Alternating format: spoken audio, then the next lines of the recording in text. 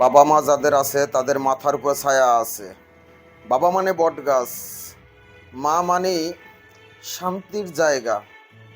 বাবা এমনই এক বট গাছ, আপনি তার নিচে সর্বরকমেরভাবে আশ্রয় নিতে পারবেন। ভাইরে, এই দুনিয়ার সব কিছু রিটার্ন পাওয়া যায়, কিন্তু বাবা আর মা একবার চলে গেলে সারা দুনিয়ার বিনিময়ে তাদেরকে রিটার্ন পাওয়া যায় না। তাই আমরা সবাই বাবা মার প্রতি খেয়াল রাখি। যে যেখানে থাকি, দূরে থাকি, কাছে থাকি, যে যেখানে থাকি, বাবা মার প্রতি খেয়াল রাখি, বাবা মার প্রতি ভালোবাসা রাখি, তাদেরকে আদর যত্ন করি, তাদের সব সময় সব বিষয়গুলো আমরা খেয়াল রাখি।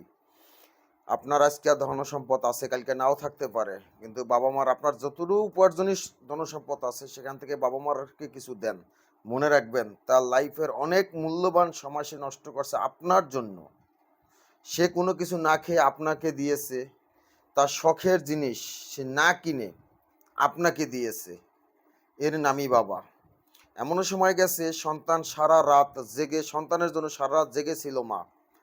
মা ভিজা জায়গায় শুয়েছে, সন্তানকে শুকনো জায়গায় রেখেছে। এই পৃথিবীর একদিকে পুরো পৃথিবী, আর একদিকে বাবা মা যদি রাখা হয়, তাও বাবা মা সবার উপরে।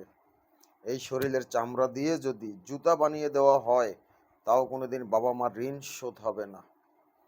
তাই আমার সমস্ত বন্ধুদের প্রতি আমার আশা রইল, এই ভিডিওটা যে যেখান থেকে দেখবেন সবার প্রতি আশা রইল, যার যার বাবা মা আছে সবার প্রতি সবাই খেয়াল রাখেন। সবাই বাবা মার প্রতি তাদের সাথে মাঝে সাথে ফোন করে একটু কথা বলেন, তাদেরকে ভালো লাগবে। যদি কেউ দূরে থাকেন, পাশে থাকলে তাদেরকে সময় দেন।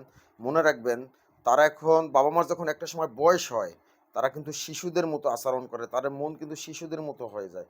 তাদেরও সঙ্গ চাই। অতএব তাদের সাথে আমরা সময় দেব, যে কোনো বিষয় নিয়ে ডিসকাস করব, তাদের প্রতি সম্মান রাখবো। সমস্ত বন্ধুর প্রতি এই আমার আশা রইল। আর বিশেষ করে আমার কথাটা যদি ভালো লাগে তো একটা শেয়ার করেন, একটা কমেন্ট করেন। All the best.